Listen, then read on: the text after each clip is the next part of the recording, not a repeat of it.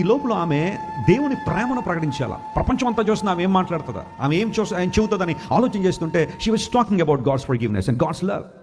Something amazing. మానవ ఊహకు మించిన, మానవ యొక్క ఆలోచనలకు మించిన అనుభవాలు.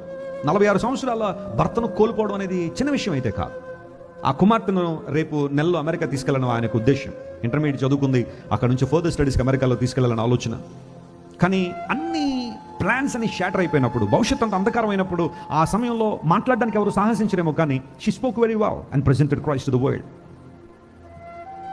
బాధ లేదని అంటలేదు, హృదయంలో వేదన ఉండదని అంటలా, ఎందుకు ఇలా జరిగిందనే ప్రశ్నలు ఉండక కాదు.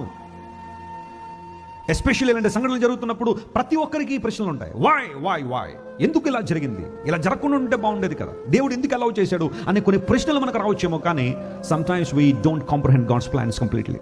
ఆయన ఉద్దేశం ఏంటో, ఆయన చిత్తం ఏంటో కొన్నిసార్లు సంపూర్ణంగా మనం గ్రహించలేకపోయినా దేవుడు ఎప్పుడు కూడా జరిగిన కీడులోంచి కూడా ఆయన ఒక మేలును తీసుకురాగలడు. గాడ్